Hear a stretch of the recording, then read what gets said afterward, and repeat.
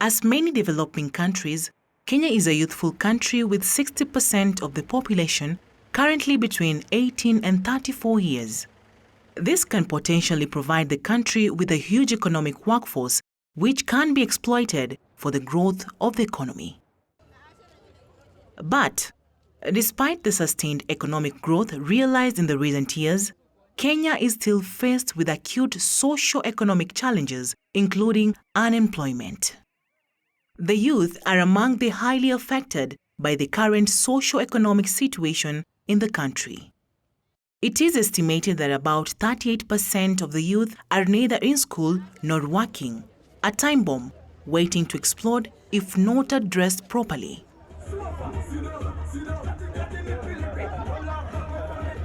The government of Kenya acknowledges that unemployment among youth and the prevailing social imbalances are the most pervasive problems that the country is confronted with, and it is committed to broad-based policy reforms and programs meant to address these challenges. As part of this initiative, the government of Kenya, with the support from the International Labour Organization and the government of Japan, is implementing the Youth Employment for Sustainable Development (YESD in short) project.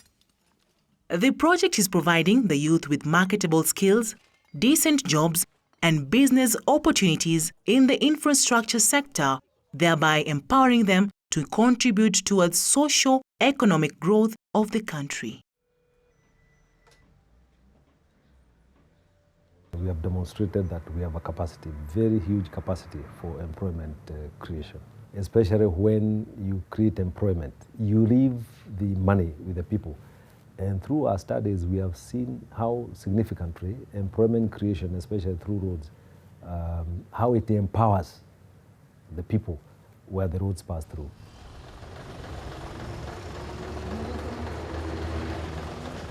Government is working very closely, not only with the social partners, that is trade unions, employers and workers, but also with other stakeholders to deal with the issue of youth unemployment in this country, because the majority of our population, more than 60%, is actually youth, and many of those youth are actually out there unemployed, and that is why we are trying as government to encourage youth not only to be job seekers but also to be job creators. The project will link broader employment, economic and social policies to targeted interventions aimed at overcoming the specific disadvantages faced by young people in entering and remaining in the labor market. Youth Employment for Sustainable Development project has three components. The first one is establishing and developing youth-owned SMEs, small to medium-sized entrepreneurs, and give them entrepreneurial skills as well as technical skills on cobblestone and Donu technologies. The second component is establishing or developing a training capacity within the country for the training of Donu and cobblestone technologies. The third component is to start or strengthen the dialogue on green jobs in Kenya. Well, you will be replacing a culvert. Will you give dimension? To make a cobblestone road, it involves quarrying the stone, cutting it into small sizes, then chiseling it into small pieces of approximately 10 centimeters. And then thereafter, you prepare the road base where the stone are going to be placed by doing it to all the engineering standards.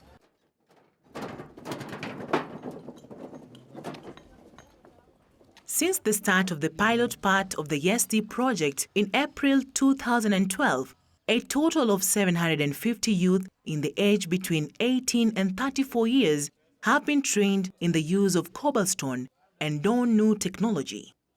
500 of them participated in the cobblestone training of the Kenya Institute of Highways and Building Technology.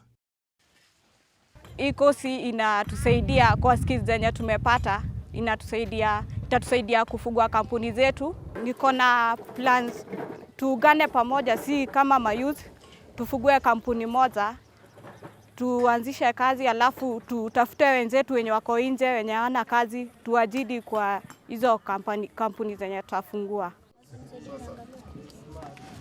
Mbeleni hii barabara ilikuwa baya. Wakati walikama huku wakaanza kuchimba, ikaanza kukua poa. Mpaka sasa hivi wanaeka mawe imekuwa at least, sasa iko poa. In Eldoret and northern regions of Kenya, the YesD program has focused on Donu technology for road construction. Donu is a Japanese word and it involves the use of guinea bags filled with appropriate materials such as sand, farm soil, or gravel laid out and properly compacted to a given specification.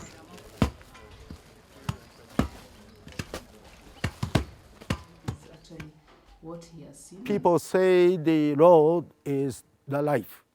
And they say here, unajua kama ni, I'm sorry, the Swahili language, kama ni barabara mzuri, maisha mzuri. Barabara mbaya, maisha mbaya. My life before we joined these groups, I can say it was miserable. We were just staying, we were just waiting for our parents to give us something. Initially, when we were doing the recruitment, we really wanted to change the life of the young people, of which in Langas is a slum, and most of the youths are unemployed. Most of the youth end up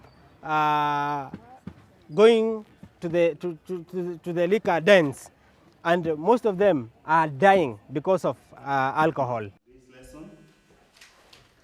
As you are all aware, apart from the technical training of road construction, the youth also received training in business skills and they were supported to register their own companies.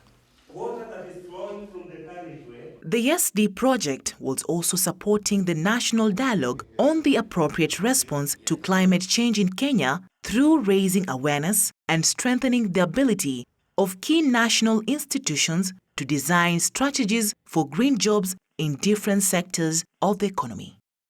Green jobs are decent jobs that contribute substantially to environmental preservation or environmental restoration. And green jobs will provide the worker with fair wages and access to health and safety at work, and the rights for joining associations for collective bargaining.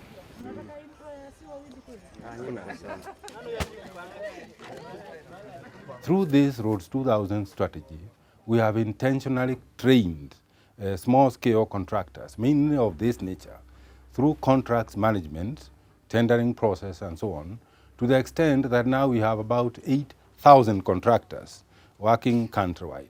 This program, Cobblestone and Donu, will go a long way into boosting that capacity, not only in a few places in the country, but hopefully nationwide. And capacity to contract will thus be enhanced, and they are the same contractors who will eventually grow to national and hopefully even international levels. We have no control over where we have been, but we can choose where we are going. Empower the youth for a prosperous and confident Kenya. The time to act is now.